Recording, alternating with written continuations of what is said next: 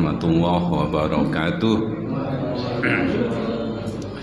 Alhamdulillahi rabbil alamin alladzi khalaqal insana fi ahsani taqwim.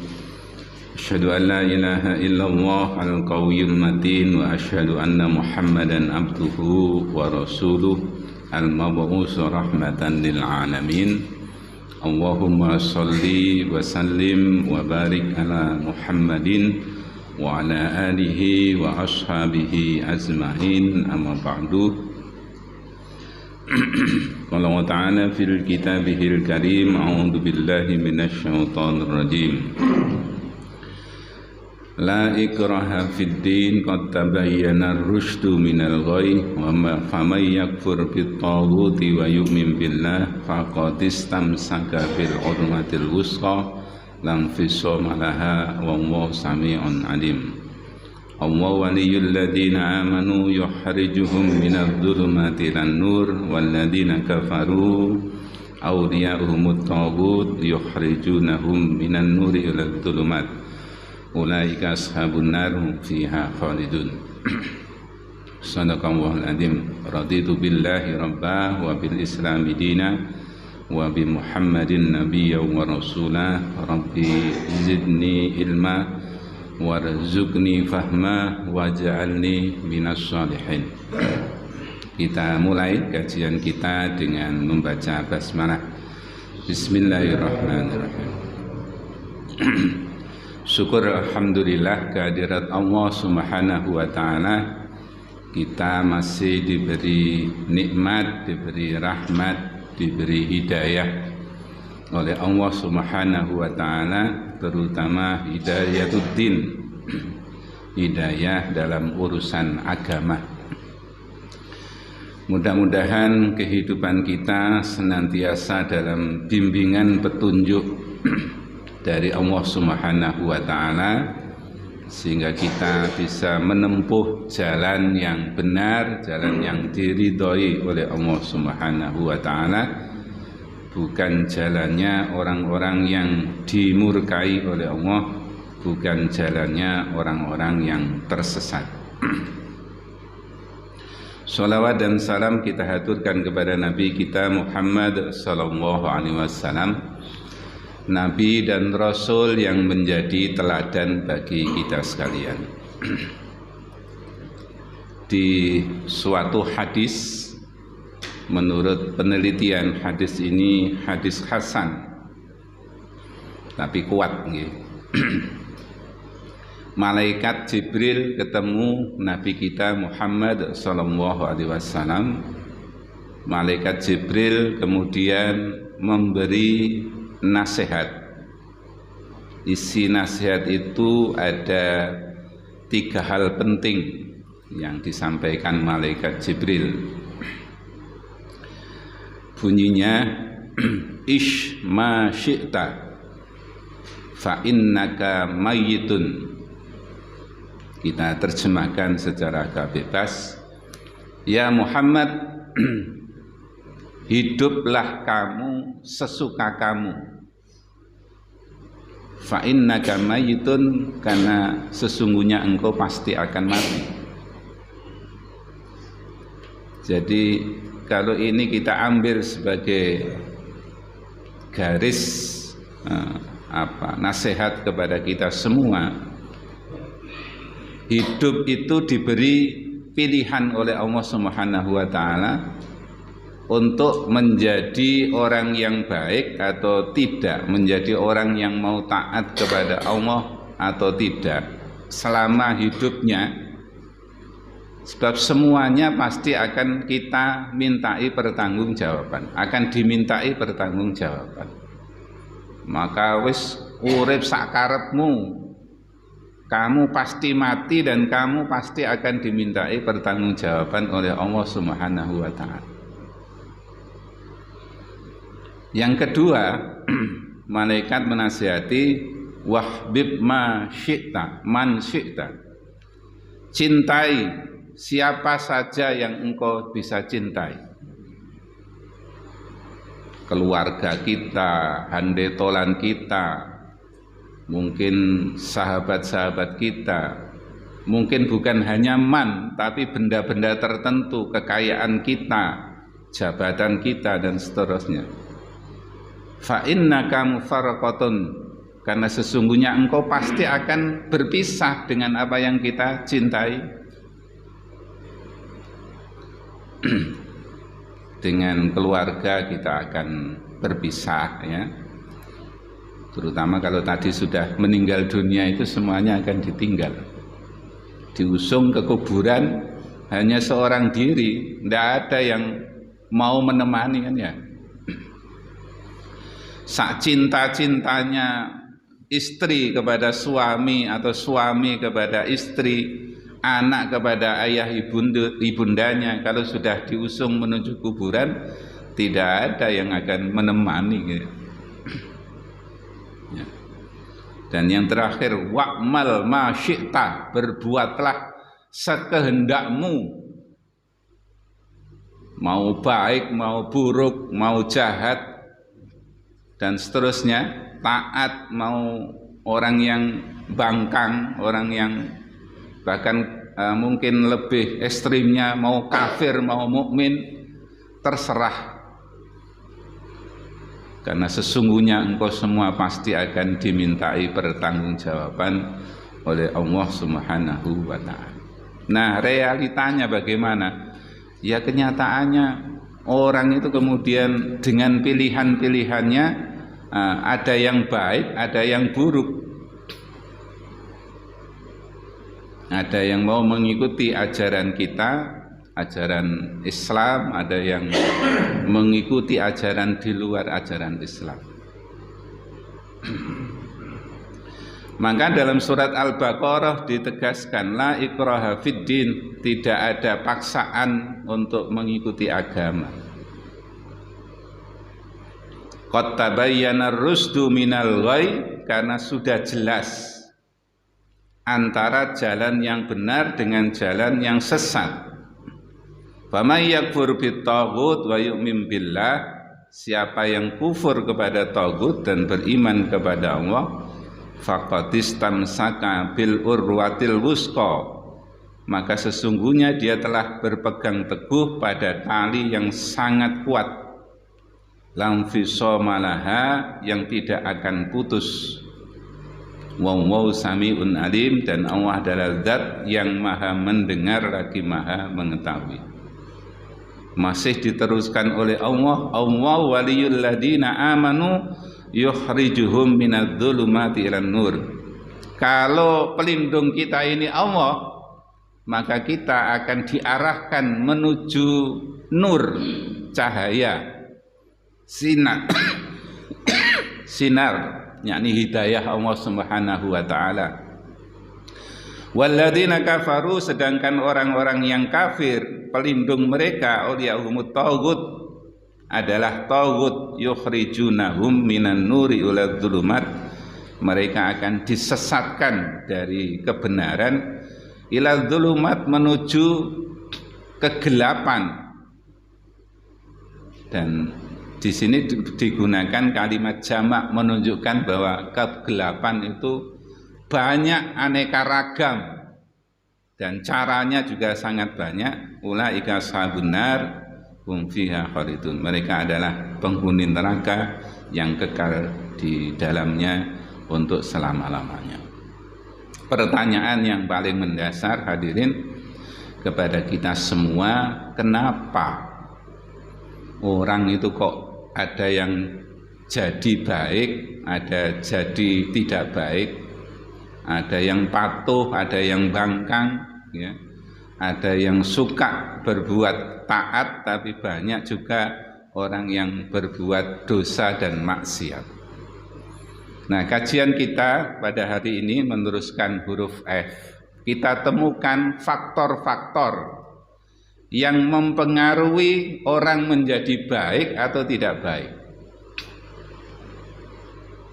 Dan di belakang nanti ada mungkin secara agak lebih cepat, ada 7 senjata yang dipakai oleh setan, oleh taghut, ya, tadi yang kita sebut di sini, walladzina kafaru awliyahumut taghut, yang menyesatkan kita dari nur ila dzulumat, menyesatkan manusia dari nur ila dzulumat. Disebut di tulisan-tulisan itu ada sampai 7F yang bisa menyesatkan kita. Faktor yang pertama kita ini menjadi baik atau tidak baik itu tergantung pada pendidikan yang kita peroleh. Pendidikannya baik gitu ya, sekolahnya misalnya madrasah atau mondok atau di pesantren gitu ya. Pendidikan agamanya cukup, maka insya Allah akan menjadi baik, akan menjadi orang yang bisa memenuhi petunjuk agama Allah. Meskipun ini relatif ya, meskipun ini relatif. Maka Allah Subhanahu wa taala memerintahkan kepada kita, menganjurkan kepada kita, Rasul menganjurkan kepada kita untuk terus mengenyam pendidikan, belajar dan belajar, menuntut ilmu tidak ada batasnya, karena pendidikan itu nanti yang akan menjadi kunci utama kebaikan kita. Sehingga belajar dalam konteks ajaran kita dimulai sejak lahir, bahkan mungkin ada pendidikan prenatal ya. Sebelum lahir itu sudah diberi pendidikan oleh orang tuanya sampai ke liang lahat. Faktor utama. Faktor yang kedua adalah lingkungan. Lingkungan ini sangat berpengaruh kepada kita sekalian. Hadis Nabi menyatakan arba'un min sya'adatil mar'i, ada 4 faktor yang bisa menjadi sumber kebahagiaan kita. Antakuna jaljatuhu shalihah wa auladuhu abroran wa khulata'uhu shalihin. Yang ketiga ini, berteman, bersahabat, bertetangga dengan orang-orang yang soleh. Wa khulata'uhu shalihin. Lingkungan kita ini diupayakan adalah betul-betul orang-orang yang berteman dengan orang-orang yang baik saja.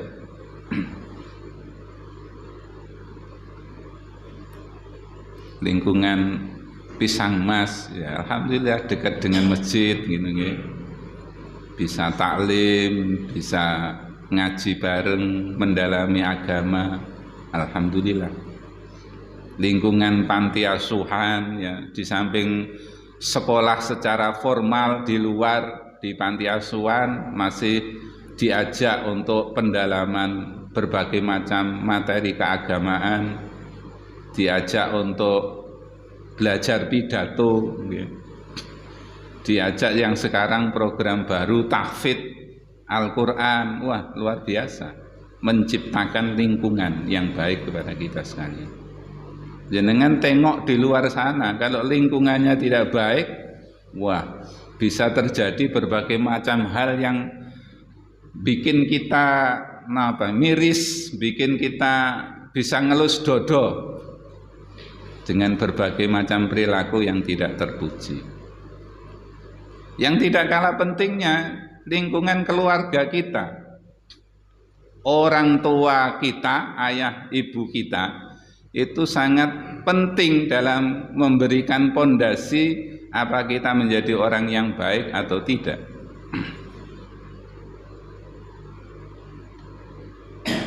Ada tamu ke rumah, ayahnya Islam, ibunya Kristen, anaknya bingung, melok bapak atau melok ibu.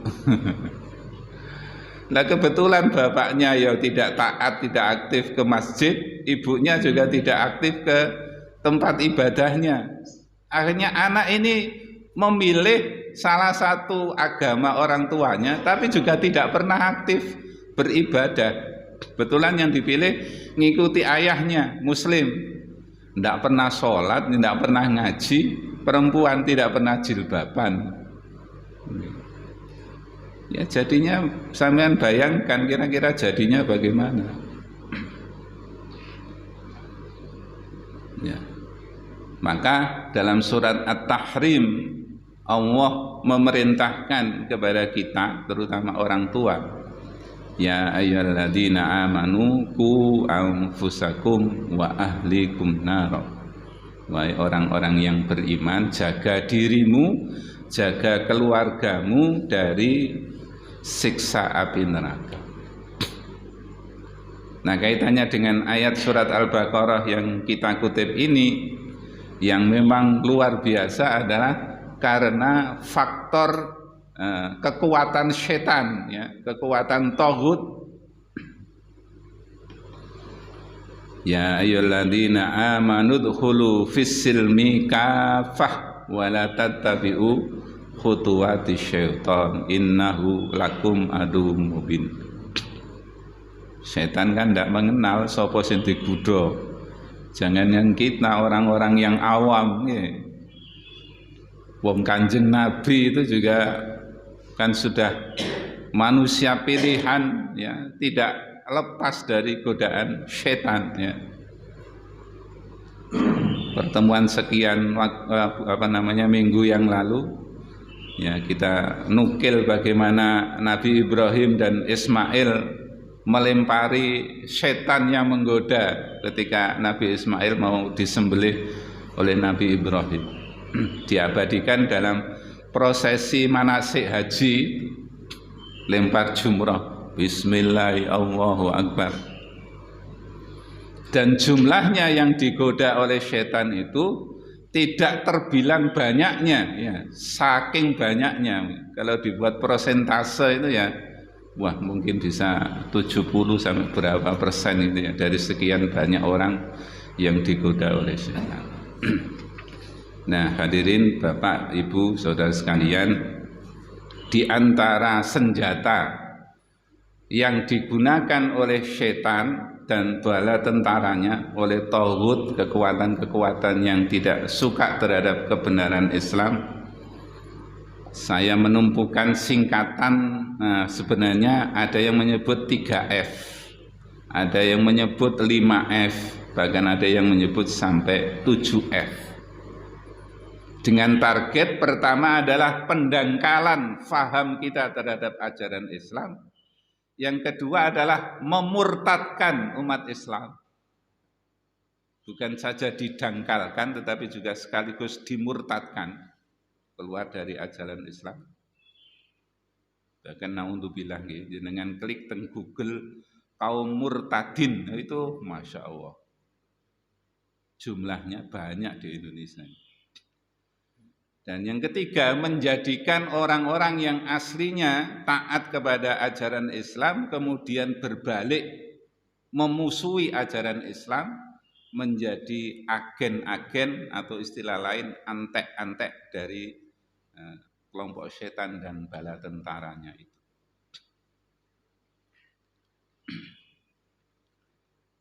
Apa senjatanya? Yang pertama adalah food, makanan.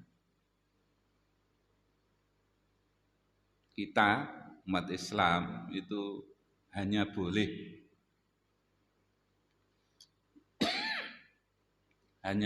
memakan makanan yang halal. Tetapi banyak cara yang mempengaruhi kepada kekuatan umat Islam ini dengan makanan minuman yang tidak jelas kehalalannya. Diproduksilah produk-produk makanan yang sebenarnya kita harus waspada dan hati-hati. Apalagi sekarang ini Masya Allah, ya, kalau melihat namanya peredaran narkoba dan sejenisnya itu merinding, Masya Allah. Dan yang kena itu bukan hanya orang awam, Pak, ya, pejabat penegak hukum pun bisa kena, seperti yang ramai viral. Untuk melemahkan kekuatan di antara kita ini salah satu senjatanya adalah melalui makanan dan minuman. Wah, kalau mendengarkan ceritanya di luar sana, anak-anak muda ngoplos minuman alkohol dengan obat-obatan, Masya Allah, na'udzubillah min dzalik. Adik-adik di luar hati-hati, ya, jangan sampai gampang terpengaruh oleh hal-hal yang seperti itu. Yang kedua adalah fashion, pakaian. Walaqad karramna bani Adam, sungguh Allah telah memuliakan bani Adam. Kita dimuliakan oleh Allah. Salah satunya ialah ada syariat supaya kita menjaga kemuliaan kita, menutup aurat.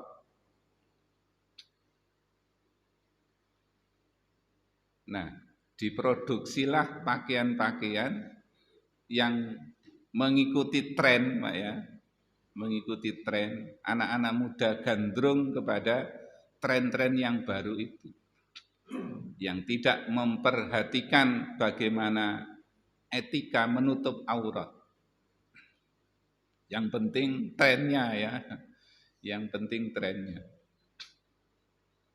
Terutama yang sangat-sangat harus berhati-hati adalah kaum Hawa. Kalau laki-laki kan menutup batas auratnya dari pusar sampai lutut, nah, sederhana kan ini. Tapi kalau kaum perempuan kan seluruh tubuhnya kecuali muka dan telapak tangan. Sehingga ini kadang-kadang menjadi sangat berat bagi kaum Hawa ya. Jenengan melampah-melampah teng dusun ngoten niku.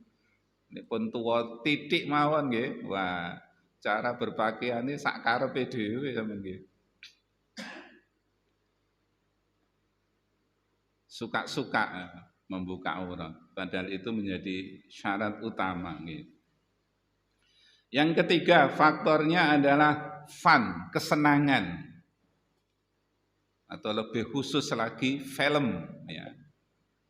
Kesenangan. Didorong oleh kekuatan setan dan bala tentaranya itu dengan berbagai macam model kesenangan, hiburan-hiburan. Bisa musik-musik, bisa film, dan sekarang kan karena teknologinya sudah semakin hebat, tidak harus keluar dari rumah, di dalam rumah kita sendiri dengan menggunakan HP dan seterusnya, wah itu sudah sangat menjadi alat canggih mempengaruhi generasi kita. Dan pendangkalannya dari situ menjadi sangat luar biasa hebatnya. Yang keempat, dibikinlah friksi-friksi. Friksi-friksi itu kelompok-kelompok, jadi kelompok satu dengan kelompok yang lain saling mencurigai, saling ada rasa menganggap lainnya itu menjadi musuhnya, sehingga timbul di mana-mana permusuhan. Bisa antar orang-orang penganut agama pun ya, bahkan intern umat Islam sendiri kadang-kadang muncul friksi-friksi ini. Nah, kalau tidak menyadari sepenuhnya ya memang bisa terlibat dalam berbagai macam friksi-friksi itu. Padahal kita sesama umat Islam disuruh untuk saling menghormati, disuruh untuk saling menyintai, disuruh untuk saling toleransi, disuruh untuk saling bantu-membantu dan seterusnya. Yang selanjutnya ada yang menambah ya dengan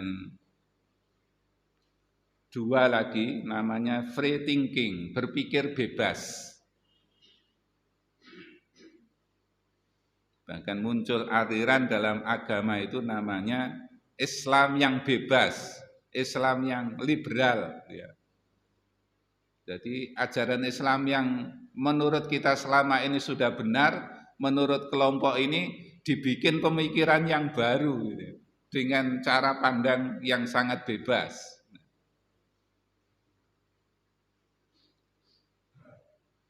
Kemudian tambah lagi namanya free sex. Anak-anak muda terutama yang harus betul-betul dijaga. Saya kadang-kadang ya Allah mendengar bisik-bisik, tapi harus dibuktikan sebenarnya ya, bisik-bisik di lingkungan keluarga kita sendiri. Banyak anak-anak muda yang sebenarnya belum waktunya menikah, terpaksa orang tuanya harus menikahkan, umurnya belum sampai ya. Sekarang orang menikah itu kan umurnya harus 19. Ada yang umurnya baru 15, ada 16, 17. Nah, bisik-bisik dari sebagian mereka itu adalah faktor penyebabnya karena sudah terlanjur hamil sebelum menikah, sehingga harus dinikahkan. Inilah pekerjaan kita hari sekalian, banyak sekali ya, banyak sekali. Kembali kepada apa yang difirmankan oleh Allah Subhanahu wa taala di surat Al-Baqarah tadi 256 sama 257. Kewajiban kita adalah membentengi ya, membentengi diri kita, keluarga kita, supaya kita hanya berlindung kepada Allah Subhanahu wa taala, membentengi diri kita dari bahaya penyesatan yang dilakukan oleh taghut, dengan target utama adalah yukhrijuhum binan nuri ulad dzulumat. Taghut itu senantiasa berusaha merekayasa supaya kita disesatkan ke dalam berbagai macam kesesatan-kesesatan. Kita berlindung kepada Allah Subhanahu wa taala. Mudah-mudahan kita senantiasa diberi hidayah dan taufik oleh Allah Subhanahu wa taala. Kita perbagusi pendidikan kita, lingkungan kita, keluarga kita, semuanya membawa manfaat bagi kita sekalian. Amin ya rabbal alamin. Kita tutup dengan bacaan kafaratul majlis. Subhanakallahumma rabbana wa bihamdika asyhadu an la ilaha illa anta astaghfiruka wa atubu ilaik. Walhamdulillahi rabbil alamin. Assalamualaikum warahmatullahi wabarakatuh.